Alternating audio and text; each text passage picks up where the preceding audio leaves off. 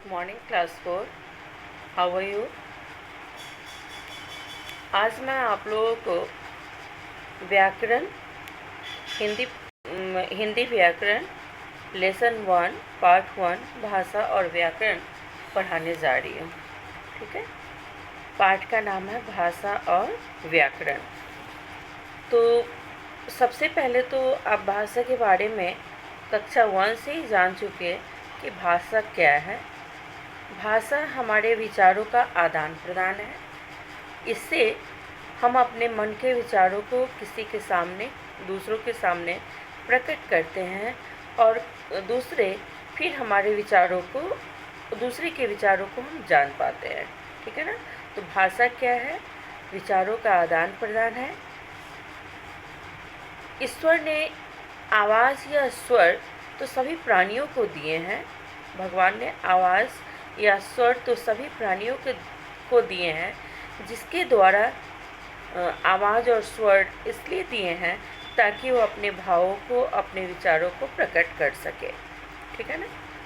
जैसे एक पशु, कुत्ता भौंककर, गाय रंभाकर, चिड़िया चहचहाकर तथा शेर दहाड़कर अपने भाव प्रकट करता है। बेशक हम उनके आवाज़ तो सुनते हैं, लेकिन उनके बातों को हम नहीं समझ पाते हैं। लेकिन एक पशु दूसरे पशु के बातों को, भावों को, विचारों को समझ लेता है। तो आप ये जान लीजिए कि पशु पक्षी भी अपने मन के भावों को प्रकट करते हैं, परंतु अपने भाव का प्रकट करने का, बोलने का जो वरदान है या फिर विवेक शक्ति कह लीजिए, ईश्वर ने विवेक शक्ति बस मनुष्य को ही प्रदान किए हैं, मनुष्य को ही दिया है। जैसे एक छोटा बच्चा आपके घर में जब आता है तो आपने देखा होगा कि जैसे छोटा बच्चा थोड़ा बड़ा होता है तो वो किसी चीज़ के लिए उस चीज़ की ओर संकेत करता है। संकेत का मतलब होता है इशारा करना। किसी चीज़ के लिए उस चीज़ों की ओर संकेत करता है और संकेत करके हमें अपने बातों को बतलाने की कोशिश करता है। जैसे पानी के लिए संकेत करना, बच्चे को जब भूख लगी है तो दूध के लिए संकेत करना। फिर वही बच्चा जब थोड़ा बड़ा होता है तो छोटे छोटे शब्दों द्वारा अपने बातों को कहना चाहता है। छोटे छोटे शब्दों के द्वारा। प्रारंभ में कोई बच्चा वाक्य नहीं बोलता, बल्कि छोटे छोटे शब्दों के द्वारा अपने बातों को हमें बतलाना चाहता है। जैसे बच्चे को अगर पानी चाहिए तो पानी शब्द पूरा ना बोलकर वो उसे मम कहता है। ठीक है ना। या कोई क्रिया भी होता है, जैसे खेलना। बच्चा अगर खेलना चाहता है तो खेल या कुछ छोटा सा शब्द बोलता है। ठीक है। या बच्चा अगर कुछ कहना चाहता है, कुछ खाना चाहता है तो कहता है खा। ठीक है ना। फिर आगे थोड़ा और बड़ा होता है बच्चा। सबसे पहले क्या देखा? बच्चा ने संकेत के द्वारा अपनी बातों को बतलाना चाहा, फिर छोटे छोटे शब्दों के द्वारा अपनी बातों को बतलाने की कोशिश की है। फिर वही बच्चा आगे जाकर वह पढ़ना लिखना सीख कर आगे जाकर पहले वाक्य बोलता है और फिर वही बच्चा आगे जाकर पढ़ना लिखना सीख कर अपनी बात लिखकर बताने की कोशिश करता है। अपनी बात कहकर या लिखकर बताने लगता है वही बच्चा। एक छोटा बच्चा ही जो पहले संकेतों के द्वारा, बाद में छोटे छोटे शब्दों के द्वारा और फिर जब थोड़ा फिर छोटे छोटे वाक्यों के द्वारा और फिर जब पढ़ने लिखने लगता है तो पढ़ लिख कर वही बच्चा छोटे छोटे शब्दों को लिखता है, छोटे छोटे वाक्यों को लिखता है। फिर भाषा पढ़ना और लिखना जानता है और इससे क्या होता है, उसके भाषा में, उसके बोलने की क्रिया में निखार आने लगता है। मतलब बच्चा और अधिक स्पष्ट रूप से बोलना शुरू कर देता है या फिर लिखना शुरू कर देता है। इस प्रकार आपने देखा कि सुनना, बोलना, लिखना और पढ़ना वह बच्चा सीख जाता है। ठीक है, ये तो समझ गया आप? ठीक है, अब आगे के इस पाठ में देखिए, मैं अब आपको इस पाठ के बारे में बतलाने जा रही हूँ। इस चित्र में अंशिका और रिया टेलीफोन पर बातचीत कर रही है। ठीक है ना, इस चित्र में अंशिका और रिया हैं, दोनों मित्र हैं। ये दोनों आपस में टेलीफोन पर बातचीत कर रही है। ठीक है, दोनों की बातचीत का माध्यम क्या है? टेलीफोन है। तो अंशिका और रिया आपस में कैसे बातचीत कर रही है?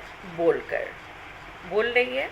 उधर से रिया उसकी बातों को सुन रही है, वे बोलकर अपनी बात समझा रही है। इधर से अंशिका बोल रही है और रिया सुनती है, और फिर जब रिया कुछ जवाब देती है तो उसके जवाबों को अंशिका सुनती है। ठीक है ना, तो वे बोलकर अपनी बात समझा रही हैं। बोलकर अपने विचार समझाना, बोलकर अपने विचार को बतलाना ही क्या है? भाषा है। अपने विचारों को प्रकट करने के लिए हम अपने मन के बातों को प्रकट करने के लिए हम भाषा का प्रयोग करते हैं। ठीक है, फिर आपने देखा होगा, जैसे आप कक्षा में हो, कक्षा में एक आपकी जो अध्यापिका है आपका कक्षा ले रही हैं, तो अध्यापिका कभी तो बोलकर उन बातों को, उन विषयों को समझाती हैं, या फिर कभी बोर्ड पर लिखकर उन बातों को आपके सामने रखती हैं। ठीक है ना, तो कक्षा में अध्यापिका कभी बोलकर समझाती हैं या फिर कभी किताब से पढ़कर समझाती हैं। फिर आपने देखा होगा कि वही अध्यापिका या शिक्षक आपको बोर्ड पर कुछ लिखकर बतलाते हैं और उसे समझाने की कोशिश करते हैं। और जब बोर्ड पे अध्यापिका कुछ लिखती हैं तो आप उसे पढ़कर समझने की कोशिश करते हैं। बोर्ड पर लिखी गई बातों को आप कैसे समझते हैं? पढ़कर उसे समझने की कोशिश करते हैं। ठीक है ना, तो ये आपने जाना कि भाषा क्या है। भाषा विचारों का, हमारे मन के विचारों का आदान प्रदान है। आदान प्रदान का मतलब होता है अपने विचारों को अभिव्यक्त करना। इसका मतलब होता है आपके अपने मन के विचारों को दूसरों को बतलाना और दूसरे के बातों को समझ पाना। ठीक है ना, फिर आपने देखा कि भाषा के जो अंग है वो क्या है? सुनना, बोलना, लिखना और पढ़ना। ठीक है ना, ये भाषा के अंग है। फिर आपने देखा कि भाषा में बोलकर भी हम समझ सकते हैं और लिखी गई बातों को पढ़कर हम समझ सकते हैं। ठीक है ना, इन बातों को तो आप समझ गए। फिर जैसा कि मैंने आपको कक्षा तीसरी में भी बतलाया था कि पहले जो हमारे आदि मानव थे वो कुछ लिखना पढ़ना नहीं, ऐसी बहुत बातें थी जिसे वो जान नहीं पाए थे। ठीक है ना, ये बहुत लंबी कहानी है, उनके विकास की जो कहानी है बहुत लंबी है। तो वो भी संकेतों के द्वारा, संकेत का मतलब होता है इशारा करना, संकेतों के द्वारा अपनी बातों को दूसरों को बतलाते थे। ठीक है ना, जब फिर हम कक्षा में मिलेंगे तो आपको जहाँ डाउट होगा मैं उसे क्लियर करने की कोशिश करूँगी। ठीक है ना,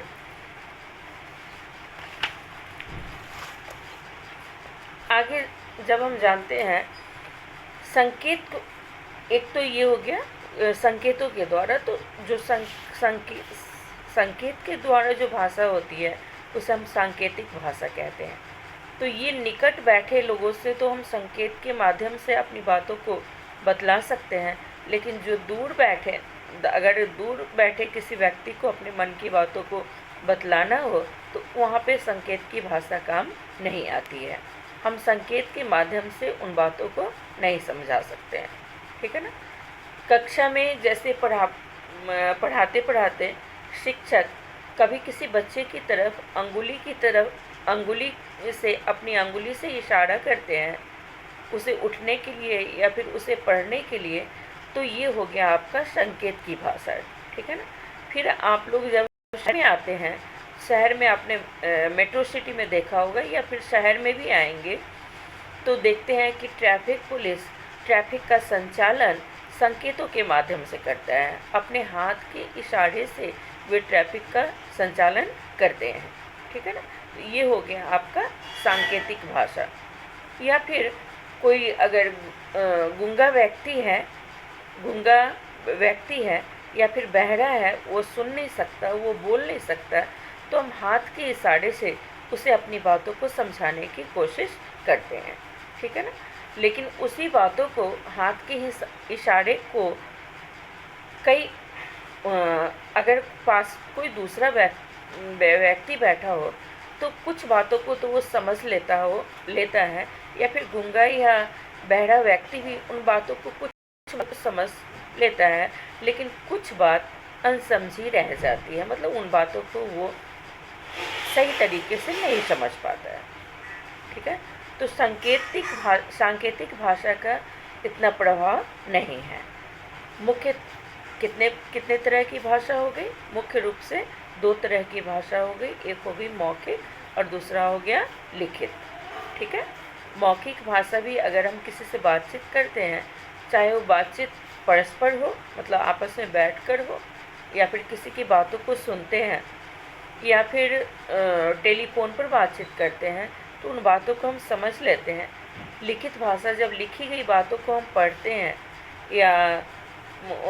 हैं, समझते हैं, जैसे समाचार पत्र पढ़ना, कोई पुस्तक पढ़ना, बोर्ड पर लिखी गई बातों को पढ़ना, ये हो गया आपका लिखित भाषा। तो उसे हम अच्छी तरह समझ जाते हैं। लेकिन सांकेतिक भाषा, उसमें से कुछ शब्द या कुछ वाक्य या कुछ चीज़ हम जान लेते हैं और कुछ चीज़ों को जानने में हमें कठिनाई होती है। ठीक है, ये समझ गए आप। तो संकेत की जो भाषा है वो क्या है? वो बस आमने सामने जो सामने वाले जो व्यक्ति है उसे ही हम समझा सकते हैं या उनकी बातों को समझ सकते हैं। तो इस तरह आपने जाना भाषा क्या है। भाषा वह माध्यम है जिसके द्वारा हम अपने विचार दूसरों को बोलकर या लिखकर प्रकट करते हैं। भाषा वह साधन है जिसके द्वारा हम अपने मन के विचारों को या लिखकर दूसरों के सामने प्रकट करते हैं, अर्थात दूसरों को बतलाते हैं। ठीक है। तो इस तरह आपने जाना भाषा के 2 रूप है। भाषा के कितने रूप हैं? 2। एक हो गया आपका मौखिक भाषा। मौखिक भाषा में अपनी बातों को कैसे समझाते हैं? तो बोलकर। दूसरा हो गया लिखित भाषा। लिखित भाषा में अपनी बातों को कैसे समझाते हैं? तो लिखकर। जैसे अभी मैं आपको व्याकरण की पुस्तक पढ़ा रही हूँ। व्याकरण की पुस्तक में जो लिखी गई बातें हैं वो कौन सी भाषा का उदाहरण हो गया? लिखित भाषा का। ठीक है। दूरदर्शन पर आप समाचार सुनते हैं, वो भाषा का कौन सा माध्यम हो गया? मौखिक भाषा। एक समाचार वाचक या वाचिका अपने समाचार हमें बतलाते हैं, सुनाते हैं, वो भाषा का कौन सा रूप हो गया? मौखिक भाषा। लेकिन वहीं पर जब हम समाचार पत्र पढ़ते हैं, जैसे हिंदुस्तान हो गया, दैनिक जागरण हो गया, द टाइम्स ऑफ इंडिया हो गया, मतलब कोई भी समाचार पत्र या दादी नानी आदि के द्वारा लिखी गई चिट्ठी को हम पढ़ते हैं, तो वो भाषा का कौन सा रूप हो गया? लिखित भाषा। ठीक है, समझ गए इसे आप। अब हम ये जानते हैं कि मौखिक भाषा क्या है। मौखिक अर्थात मुंह से बोली गई भाषा। जब हम बोल विचार प्रकट करते हैं और दूसरे हमारी को सुनते हैं और समझने की कोशिश करते हैं, तो वो भाषा का कौन सा रूप हो गया? मौखिक भाषा। बड़े ध्यान से सुनिए। पहले भी हम लोग पढ़ चुके हैं कि जब हम बोलकर अपने विचार प्रकट करते हैं, बतलाते हैं और दूसरे हमारे बातों को सुनकर समझते हैं या सुनकर समझने की कोशिश करते हैं, तो वो भाषा का रूप जो है वो मौखिक भाषा उसे हम कहते हैं। वो भाषा मौखिक भाषा कहलाती है। समझ गए? अब हम जानते हैं लिखित भाषा के बारे में। भाषा का दूसरा रूप कौन सा है? लिखित भाषा। लिखित भाषा क्या है?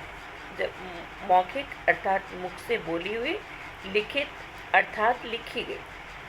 जब हम लिखकर अपने विचार प्रकट करते हैं और दूसरे उसे पढ़कर समझते हैं, जब हम लिखकर अपने विचारों को प्रकट करते हैं और दूसरे उसे पढ़कर समझते हैं, दूसरा व्यक्ति उसे पढ़कर समझता है, तो वो भाषा का लिखित भाषा का तो वो भाषा का जो रूप है लिखित भाषा कहलाती है। ठीक है ना? ऐसी भाषा को हम लिखित भाषा, समझ गए? मौखिक भाषा और लिखित भाषा में कोई डाउट नहीं होना चाहिए।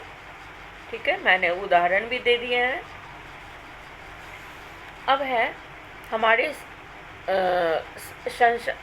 संसार में अन्य अन्य तरह के भाषाएं बोली जाती है, मतलब कई तरह की भाषाएं बोली जाती है। अलग अलग देशों में अलग अलग भाषाएं बोली और लिखी जाती है।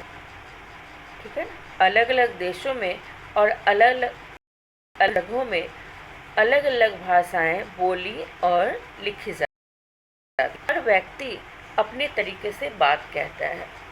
सभी लोगों के बात कहने का जो तरीका है वो भिन्न होता है। अलग अलग तरीके से अलग अलग तौर तरीके होते हैं उनके बातचीत कहने का। अतः सबकी अपनी अपनी भाषा होती है। ठीक है ना? सबकी अपनी अपनी जो है वो बातचीत करने का तरीका होता है। सबकी अपनी अपनी भाषा होती है। जैसे कश्मीर के लोग जो हैं वो किस भाषा का प्रयोग करते हैं? कश्मीरी। पंजाब के लोग पंजाबी भाषा का प्रयोग करते हैं। उड़ीसा के जो लोग होते हैं वो उड़िया भाषा का प्रयोग करते हैं। उसी तरह महाराष्ट्र में के जो रहने वाले हैं, महाराष्ट्र के जो लोग हैं वो मराठी भाषा का प्रयोग करते हैं। कर्नाटक के लोग कन्नड़ भाषा का प्रयोग करते हैं। तो ये तो हो गया आपके भारतीय भाषाएं। भारत में कुल 22 तरह की भाषाओं को मान्यता प्राप्त है। हम 22 तरह की भाषाओं का प्रयोग कर सकते हैं। पूरे भारत में 22 तरह की भाषाओं को मान्यता दी गई है। अब हम जानते हैं कुछ विदेशी भाषाओं के बारे में। ठीक है ना? ये हो गया आपका भारतीय भाषाएं। जैसे कश्मीर के लोग कश्मीरी भाषा का प्रयोग करते हैं। पंजाब के लोग पंजाबी भाषा का प्रयोग करते हैं। उड़ीसा उड़िया। आंध्र प्रदेश के लोग जो हैं वो तेलुगु भाषा का प्रयोग करते हैं। महाराष्ट्र के लोग जो हैं वो मराठी भाषा का प्रयोग करते हैं। और कर्नाटक के लोग कन्नड़ भाषा का प्रयोग करते हैं। कर्नाटक के लोग जो आपस में बातचीत करते हैं उसमें कन्नड़ बातचीत करने का जो उनकी भाषा है उसे हम कन्नड़ भाषा कहते हैं। अब हम जानते हैं कुछ विदेशी भाषाओं के बारे में। जैसे नेपाल के लोग नेपाली भाषा बोलते हैं। चीन के लोग चीनी भाषा बोलते हैं। स्पेन के लोग स्पेनिश भाषा बोलते हैं। स्पेन के लोग कौन सी भाषा बोलते हैं? स्पेनिश।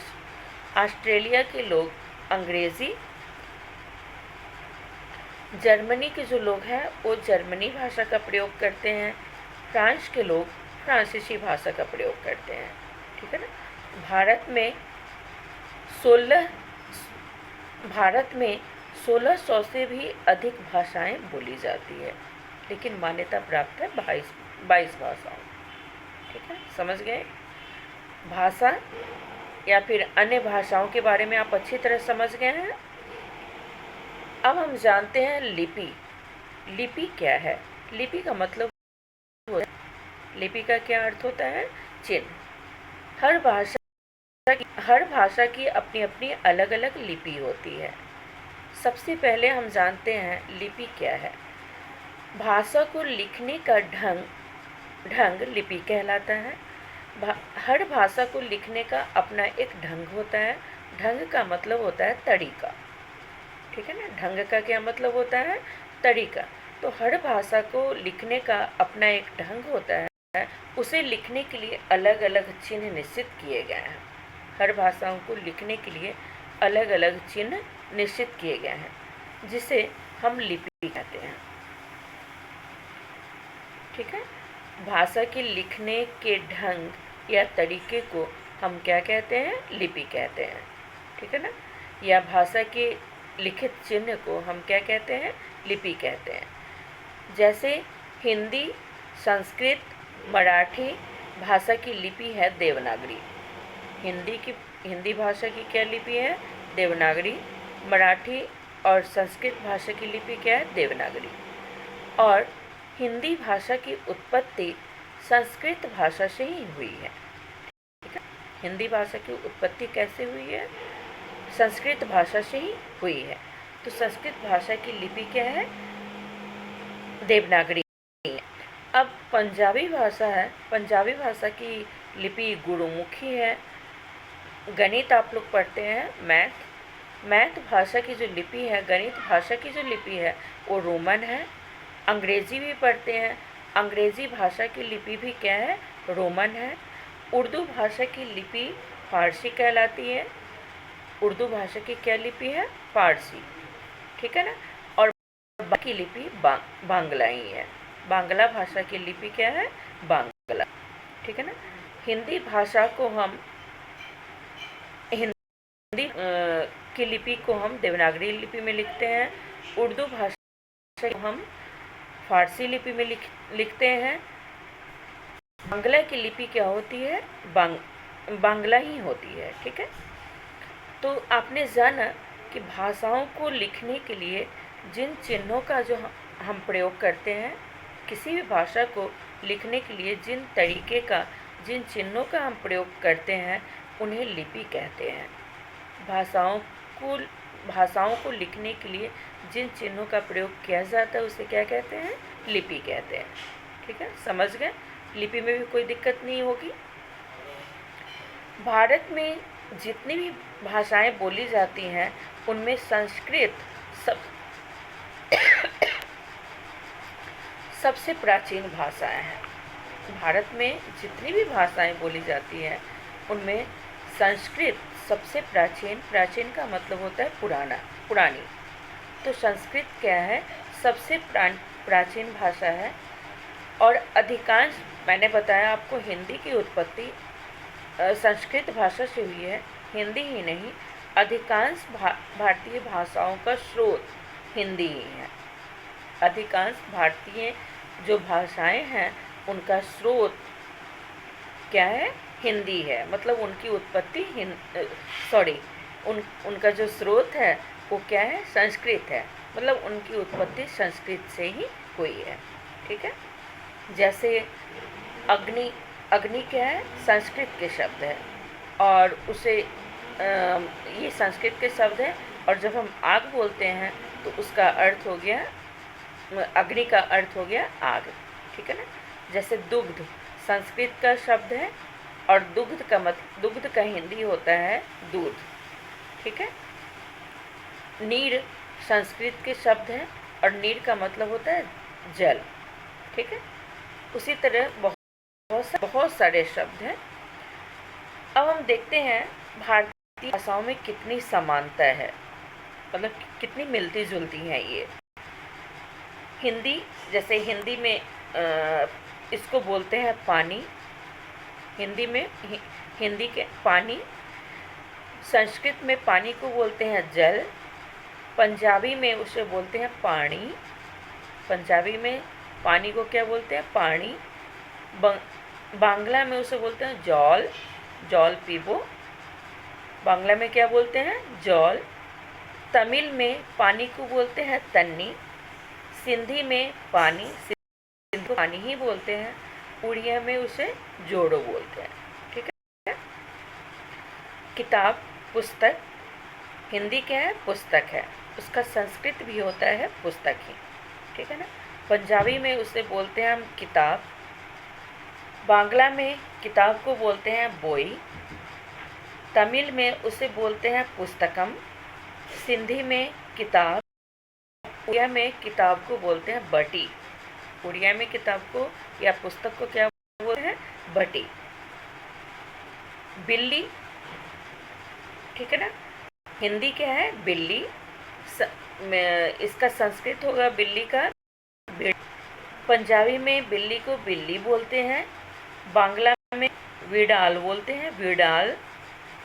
तमिल में पुनः बोलते हैं बिल्ली को, सिंधी में बिल्ली बोलते हैं, और उड़िया में बिल्ली को बिलेई बोलते हैं। उड़िया में बिल्ली को क्या बोलते हैं? बिलेई। सूर्य, सूरज को हिंदी क्या है? सूर्य। इसका संस्कृत भी सूर्य का सूर्य ही होगा। पंजाबी में बोलते हैं सूर्य को सूरज, बांग्ला में सूरोजो। सूरज को क्या बोलते हैं? सूर्य को क्या बोलते हैं? बांग्ला में सूरोजो। तमिल में इसे सूर्यन बोलते हैं, सिंधी में इसे सिज्ज बोलते हैं। हिंदी में सूरज को क्या बोलते हैं? सिंधी में सूरज को सिज्ज बोलते हैं, और उड़िया में इसे सुज्ज बोलते हैं। सूरज को सुज्ज बोलते हैं। ठीक है, तो इस तरह भाषाओं की समानता के बारे में हमने पढ़ा। आगे हम जानते हैं, अभी तक तो भाषा के बारे में हमने पढ़ा, भाषा के कितने रूप होते हैं उसे पढ़ा, फिर लिपि के बारे में पढ़ा। ठीक है ना, लिपि क्या है उसके बारे में पढ़ा। फिर संस्कृत हिंदी भाषा की उत्पत्ति कहाँ से हुई है वो पढ़ा है। लगभग अधिकांश भाषाओं की उत्पत्ति भारत में बोलने वाली संस्कृत भाषा से ही हुई है, उसके बारे में पढ़ा। अब हम जानते हैं व्याकरण। व्याकरण क्या है? व्याकरण, सबसे पहले तो आप ये जान लीजिए कि अगर व्याकरण नहीं होता तो हमें भाषा के शुद्ध रूप का ज्ञान नहीं हो पाता। सीधे हम उन भाषाओं को बोलते, पढ़ते, लिखते, लेकिन हमारे द्वारा लिखी गई जो बात है या हम जो बोल रहे हैं वो उसका भाषा शुद्ध है अथवा अशुद्ध, सही है अथवा गलत, इसे हम जान नहीं पाते। जैसे मैं आपके सामने दो वाक्य रख रही हूँ, अब आपको सोचना है कि मेरे द्वारा बोला गया यह वाक्य व्याकरण के नियमों के अंतर्गत है या नहीं, ये आपको बतलाना होगा। ठीक है ना, जैसे सूरज निकल रही है, आपको बतलाना होगा। मुझे नहीं पता मैं सही बोल रही हूँ या गलत। सूरज निकल रही है, ठीक है, ये पहला वाक्य है। दूसरा वाक्य है तुम्हारे को, मान लीजिए आपकी बहन दरवाजे पे खड़ी है, ठीक है, और आप बाहर खेल रहे हैं, आपकी बहन दरवाजे पर खड़ी है, आपको आवाज़ लगा रही है, वो आपको कह रही है तुम्हारे को दादी जी बुला रहा है। ठीक है ना, आपकी दीदी ने क्या बोला? तुम्हारे को दादी जी बुला रहा है। ये वाक्य मेरे द्वारा प्रयोग किया गया सही है अथवा गलत, इसे आपको बतलाना है। ठीक है, पहले वाक्य में आपने क्या पढ़ा, क्या सुना? सूरज निकल रही है। अब मुझे ये बताइए, सूरज स्त्रीलिंग है अथवा पुल्लिंग? सूरज स्त्रीलिंग है अथवा पुल्लिंग? सूरज पुल्लिंग है। तो अगर कर्ता मतलब सूरज पुल्लिंग है तो यहाँ पे क्रिया का रूप भी पुल्लिंग ही होना चाहिए। क्रिया का जो रूप है, निकल रही है, निकल नहीं रही है, वो क्या होना चाहिए? पुल्लिंग होना चाहिए। तो यहाँ पे सूरज निकल, शुद्ध वाक्य क्या होगा? सूरज निकल रहा है। ठीक है ना, ये वाक्य जो है सूरज निकल रही है नहीं होगा, बल्कि क्या होगा? शुद्ध रूप, सही वाक्य क्या होगा? सूरज निकल रहा है। ठीक उसी तरह दूसरे वाक्य में दीदी आपको कह रही है तुम्हारे को दादी जी बुला रहा है। सबसे पहले तो आप ये देखिए, यहाँ पे तुम्हारे को नहीं, तुम्हें, फिर अगर दादी जी है तो दादी जी, दादी क्या है? स्त्रीलिंग है। तो यहाँ पे फिर क्रिया का रूप रहा है नहीं होगा, बल्कि क्या होगा? रही है। तो पूरा शुद्ध वाक्य क्या होगा? तुम्हें दादी जी बुला रही हैं। ठीक है, अब आगे हम देखते हैं। आपने देखा कि इन दोनों वाक्यों में पुल्लिंग शब्दों में क्रिया का रूप क्या हो जाएगा? पुल्लिंग हो जाएगा। फिर स्त्रीलिंग शब्दों में क्रिया का रूप क्या हो जाएगा? स्त्रीलिंग हो जाएगा। तो आपने समझा कि पहले वाले वाक्य क्यों गलत है? समझ लिया आपने क्यों गलत है? ये निर्णय आपने किया। इसलिए गलत है क्योंकि उन वाक्यों को भाषा के नियमों के अनुसार नहीं लिखा गया है। भाषा के जो नियम होते हैं उनके अनुसार इन वाक्यों को नहीं बोला गया है या फिर नहीं लिखा गया है। पहले वाक्य में सूरज पुल्लिंग है, पुल्लिंग शब्द है, ये स्त्रीलिंग नहीं है। पुल्लिंग शब्द है तो मैंने आपको बतलाया ही है, तो यहाँ पे क्रिया का रूप क्या हो जाएगा? पुल्लिंग ही होगा रहा है। दूसरे वाक्य में तुम्हारे को गलत शब्द का प्रयोग हुआ है और दादी जी स्त्रीलिंग है, तुम्हारे को नहीं होगा, तुम्हें होगा। ठीक है ना, गलत सर्वनाम का प्रयोग हुआ है। और दादी जी क्या है? स्त्रीलिंग है, पुल्लिंग नहीं है, इसलिए यहाँ पे दादी जी के लिए रहा है नहीं होगा, बल्कि क्या होगा? रही है।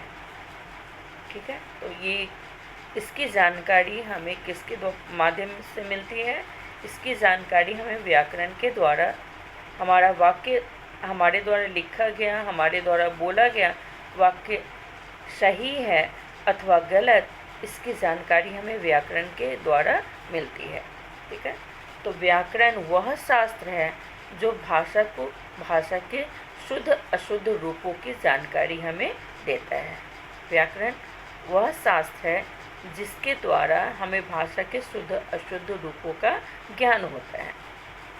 अर्थात जो भाषा को शुद्ध रूप में बोलना, लिखना और पढ़ना सिखाता है उसे हम व्याकरण कहते हैं।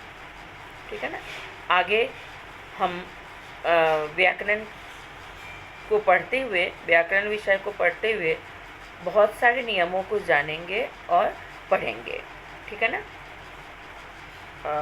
क्वेश्चन आंसर जो प्रश्न उत्तर होंगे मैं व्हाट्सएप के द्वारा भेज दूंगी, आप उसे व्याकरण की कॉपी में पूरा करेंगे। हिंदी का पाठ हो चुका है, मैंने प्रश्न उत्तर भी भेज दिया है आपको, और आपके जो लिखावट वो बहुत ही सुंदर और स्पष्ट रूप से अपनी कॉपी में, अपने अभ्यास पुस्तिका में आप अपनी लिखावट में अपनी सुधार लाएंगे, उसे लिखने की कोशिश करेंगे। ठीक है ना, इस प्रश्न उत्तर को जब मैं भेजूंगी आप व्याकरण की कॉपी अलग बनाएंगे और इस व्याकरण के जो प्रश्न उत्तर होंगे उसे व्याकरण की कॉपी में करेंगे। Thank you class.